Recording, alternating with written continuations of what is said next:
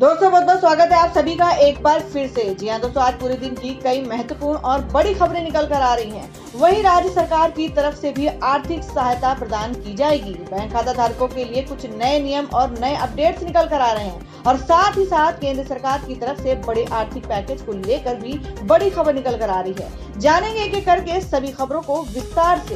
तो बिना समय गंवाए चलते हैं पहली बड़ी खबर की ओर।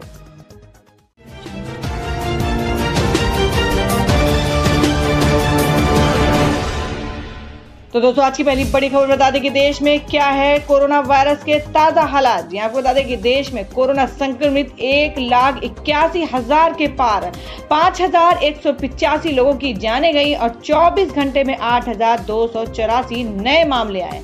जी आपको बता दें कि देश और दुनिया में कोरोना मरीजों की संख्या में लगातार इजाफा हो रहा है और यह आंकड़ा बढ़कर 1,81,775 हो गया है, जबकि 5,185 लोगों की जान जा चुकी है। आपको बता दें कोविड-19 इंडियन ऑर्गेनाइजेशन के अनुसार 79,704 एक्टिव मामले हैं, जबकि 86,875 इलाज के बाद ठीक भी हो चुके हैं। पिछले 24 घंटे में 8,284 नए मामले सामने आए हैं। और वहीं अगली बड़ी खबर बता दें कि पंजाब, मध्य प्रदेश और पश्चिम बंगाल में बड़ा लॉकडाउन, केंद्र ने किया अनलॉक का ऐलान। जी आपको बता दें कि लॉकडाउन के चौथे चरण के बाद केंद्र सरकार ने और छूट के साथ अनलॉक की घोषणा की है। वहीं कई राज्यों ने लॉकडाउन को बढ़ा दिया है। बंगाल और मध्य प्रदेश में 15 जून तथा पंजाब में 30 जून तक के लिए लॉकडाउन को बढ़ा दिया गया है। शनिवार को गृह मंत्रालय ने अनलॉक 1 की गाइडलाइन जारी की, जिसके तहत अब केंद्र सरकार की ओर से लॉकडाउन नहीं बढ़ाया जाएगा। राज्य अपने हिसाब से लॉकडाउन का स्तर, क्षेत्र और समय तय कर सकते हैं। नए नियमों के मुताबिक कंटेनमेंट जोन के बाहर चरणबद्ध तरीके से छूट दी जाएगी, लेकिन फिलहाल कंटेनमेंट जोन में पूरी पाबंदी रहेगी। हालांकि जरूरी गतिविधियों की मंजूरी रहेगी। अनलॉक की गाइडलाइंस 1 जून से 30 जून तक के लिए जारी रहेगी। मध्य प्रदेश के मुख्यमंत्री शिवराज सिंह चौहान ने ऐलान किया है कि कोरोना के खतरे को देखते हुए लॉकडाउन 15 दिन के लिए बढ़ाया जा रहा है। राज्य में अब तक कोरोना के 7,645 मामले सामने आए हैं और 334 लोगों की जान भी जा चुकी है। आपको बता दें कि राज्य में 1 जून से खेल गतिविधियां शुरू हो जाएंगी। स्कूल और कॉलेज खोलने की भी तैयारी की जा रही है। हालांकि अभी इस पर अंतिम फैसला होना बाकी है। और वहीं अगली खबर बता दें कि जिनके पास राशन कार्ड नहीं, उनको तत्काल यूपी सरकार देगी 1,000 रुपए। कोरोना से अब तक के 204 लोगों की जान गई है। जी आपको बता दें कि उत्तर प्रदेश के अपर मुख्य सचिव गृह अवनीश अवस्थी ने बताया कि राज्य के हर पंचायत में अगर किसी व्यक्ति के पास राशन कार्ड नहीं है तो उसे 1,000 रुपए की सहायता राशि तत्काल दी जाएगी। उसका राशन कार्ड बनवाया जाएगा। उन्होंने बताया कि गोरखपुर में 257 ट्रेनों से 3,31,000 प्रवासी लौट आए हैं। वहीं लखनऊ में 109 ट्रेनें आई हैं। 1,606 ट्रेनों को करीब 22 लाख प्रवासियों को वापस उत्तर प्रदेश लाने के लिए सरकार ने लगाया है। प्रदेश में कोरोना वायरस के संक्रमण पर ताजा अपडेट देते हुए प्रमुख स्वास्थ्य सचिव अमित मोहन प्रसाद ने बताया कि अब तक के 4,462 मरीज ठीक होकर घर भी जा चुके हैं। प्रदेश में 204 लोगों की इस बीमारी से जान भी गई है। संक्रमण के बाद 59% मरीज फिलहाल ठीक भी हो रहे हैं। और अब अगली बड़ी खबर बता दें कि अब भी नहीं शुरू होगी मेट्रो। सरकार की गाइडलाइंस के बाद डीएमआरसी ने दी है जानकारी। जी आपको बता दें कि दिल्ली मेट्रो रेल सेवा के लिए यात्रियों को अभी और इंतजार करना होगा। Delhi metro rail corporation DMRC ने सरकार की ओर से जारी गाइडलाइंस के बाद ये जानकारी दी है। डीएमआरसी ने अपने बयान में कहा है कि सरकार द्वारा जारी दिशा निर्देशों को ध्यान में रखते हुए मेट्रो सेवाओं को अगले नोटिस तक बंद रखने का फैसला लिया गया है। बता दें कि शनिवार को गृह मंत्रालय की ओर से 31 जून के बाद लॉकडाउन को लेकर दिशा निर्देश जारी किए गए हैं। कंटेनमेंट जोन में 30 जून तक पूरी तरह लॉकडाउन रहेगा। जिला प्रशासन केंद्र सरकार के दिशा निर्देशों का ध्यान रखते हुए कंटेनमेंट जोन निर्धारित करेंगे। रात 9 बजे से लेकर सुबह 5 बजे तक सभी गतिविधियों पर पूरी तरह रोक रहेगी और देश भर में कर्फ्यू रहेगा। इसके अलावा कंटेनमेंट जोन के बाहर 1 जून से सभी गतिविधियों को चरणबद्ध तरीके से खोलने के लिए नए दिशा निर्देश जारी किए गए हैं। पहले चरण में 8 जून के बाद से धर्मस्थलों, होटलों, रेस्तरां, शॉपिंग मॉल को खोलने की अनुमति दे दी जाएगी। इसके लिए सरकार अलग से दिशा निर्देश जारी करेगी। दूसरे चरण में स्कूलों, कॉलेजों, शिक्षण प्रशिक्षण संस्थाओं को राज्य और केंद्र शासित प्रदेशों के सरकारों से विमर्श के बाद जुलाई महीने में खोलने की अनुमति दी जाएगी। तीसरे चरण में परिस्थितियों के विश्लेषण के बाद अंतर्राष्ट्रीय विमान यात्रा, मेट्रो सेवाओं, cinema hall, gym, swimming pool और मनोरंजन पार्क आदि को खोलने की तारीखों की घोषणा की जाएगी। जाएगी और तीसरे चरण में मेट्रो सेवाओं को खोलने पर विचार किया जाएगा। ऐसे में साफ है कि जून के अंत तक या उसके बाद ही इस पर कुछ फैसला हो पाएगा। फिलहाल मेट्रो का चलना संभव नहीं रहा है। बता दें कि लॉकडाउन का चौथा चरण का आज 31 मई को खत्म हो रहा है। कोरोना वायरस के फैलने के बाद संक्रमण को रोकने के लिए देश में पहला लॉकडाउन 25 मार्च से लगाया गया था। 25 मार्च से 14 अप्रैल तक, फिर 15 अप्रैल से 3 मई और 4 मई से 17 मई तक और फिर 17 मई से 3 मई तक के लिए लॉकडाउन को बढ़ाया गया था। और अब बता दें कि मित्रो ऐप को देसी मानने वाले रहे सावधान। मेड इन इंडिया नहीं बल्कि पाकिस्तानी है। जी हम बात करें कि बीते कुछ वक्त से लोग टिकटॉक का इस्तेमाल नहीं करने की बात कर रहे हैं। टिकटॉक और यूट्यूब के बीच विवाद छिड़ जाने के बाद तो इस मामले ने तूल ही पकड़ लिया है। लोगों ने प्ले स्टोर पर जाकर न केवल टिकटॉक की रेटिंग कम करनी शुरू कर दी है बल्कि इसे अनइंस्टॉल भी करने लगे हैं। इसी दौरान एक और ऐप काफी चर्चा में आया है। इस ऐप का नाम है मित्रो ऐप। इस ऐप को न केवल मेड इन इंडिया कहा गया है बल्कि इसे भारी संख्या में लोगों ने डाउनलोड भी किया है। आपको बता दें कि 50 लाख से ज्यादा लोगों ने डाउनलोड किया है और ये बात जानकर हैरानी होगी कि इस ऐप पर अभी भी 4.8 रेटिंग्स हैं और इसे 50% से ज्यादा लोग डाउनलोड कर चुके हैं। इससे भी ज्यादा हैरान करने वाली बात यह है कि मित्रो ऐप इंडिया का है ही नहीं, यानी किसी IIT के छात्र ने इसे नहीं बनाया है, जिसका काफी समय से दावा किया जा रहा था। न्यूज 18 की रिपोर्ट के अनुसार मित्रो ऐप का पूरा सोर्स कोड जिसके अंदर फीचर्स और यूजर इंटरफेस मौजूद हैं, उसे एक पाकिस्तानी सॉफ्टवेयर कंपनी से खरीदा गया है। तो दोस्तों खबरों में आगे बढ़ने से पहले जान लेते हैं आज के माइंड क्यूज के सवाल को। आज का सवाल है, आपको बताना है कि हिमाचल प्रदेश की राजधानी कहाँ है। इसका जवाब आपको वीडियो के नीचे कमेंट बॉक्स में देना है और सही जवाब देने वाले को रैंडमली सिलेक्ट किया जाएगा और वो जीत सकते हैं बम्पर पुरस्कार। बढ़ते अगली खबर की ओर।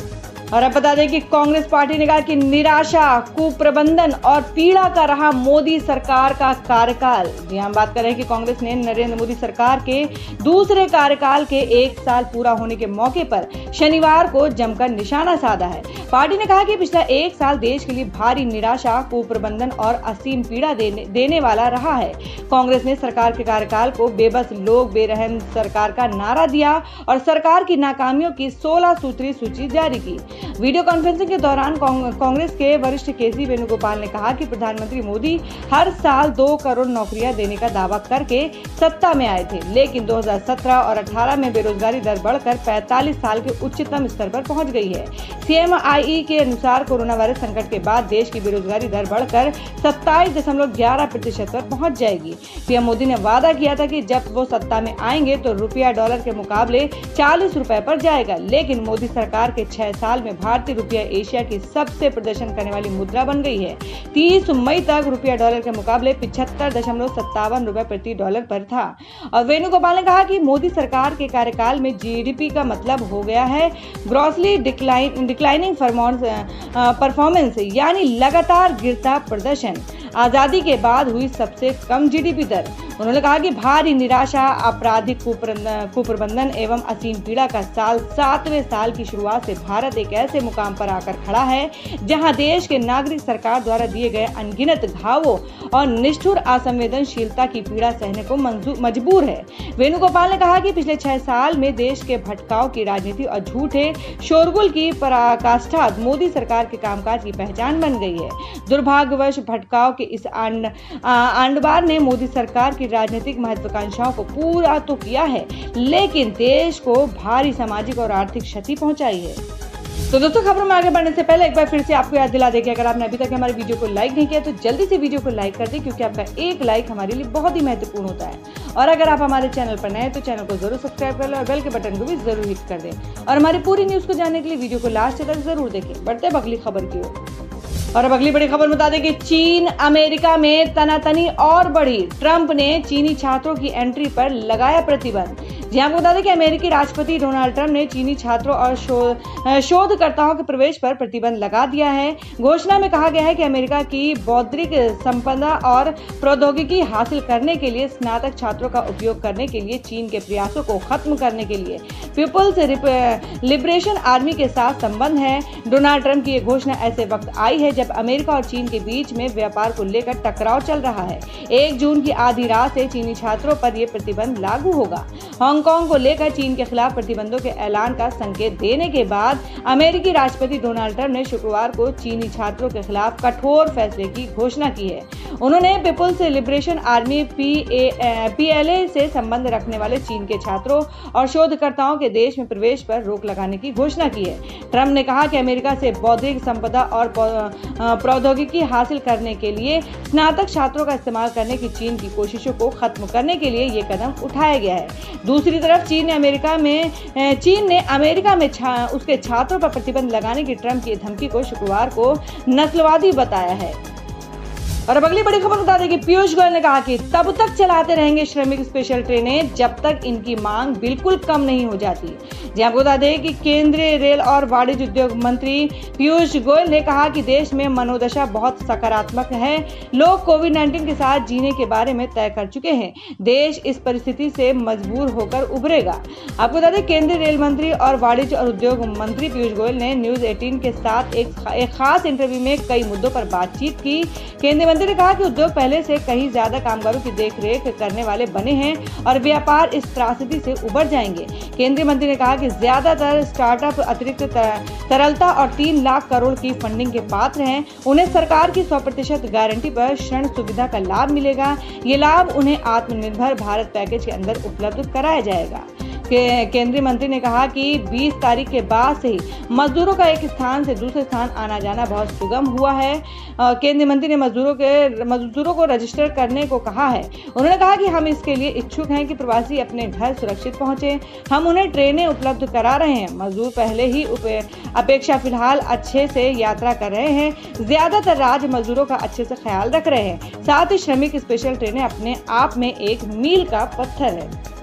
और अब जान लेते हैं कि क्या है देश भर में मौसम का हाल। जी आपको बता दें कि बदला मौसम का मिजाज। दिल्ली NCR में झमाझम बारिश से लोगों को राहत, लेकिन इन राज्यों में आंधी तूफान की है आशंका। जी आपको बता दें कि भीषण गर्मी से जूझ रहे भारत के कई राज्यों को गुरुग्राम शाम बारिश की वजह से राहत मिली है। आपको बता दें कि कल शाम दिल्ली NCR समेत देश के कई इलाकों में बारिश से तापमान में गिरावट आई है, जिसकी वजह से लोगों ने थोड़ी राहत की सांस ली है। आपको बता दें कि अभी तक के 47 डिग्री पर झुलस रही दिल्ली में कल तापमान 40.3 डिग्री सेल्सियस और न्यूनतम तापमान 29.6 डिग्री सेल्सियस दर्ज हुआ है। भारतीय मौसम विभाग ने आज भी देश के कई इलाकों में आंधी तूफान की आशंका व्यक्त की है। तो दोस्तों ये थी अब तक की सभी बड़ी खबरों की अपडेट्स। टुडे ब्रेकिंग न्यूज और लेटेस्ट खबरों को देखने के लिए हमारे चैनल ऑसम ज्ञान हिंदी न्यूज चैनल से जुड़े रहिए और हमारे वीडियो को लाइक शेयर जरूर कर दें अपने दोस्तों और रिलेटिव्स के साथ। तो दोस्तों फिर मिलेंगे काम की खबरों और सरकारी योजनाओं की एक और नई वीडियो के साथ। तब तक के लिए धन्यवाद दोस्तों।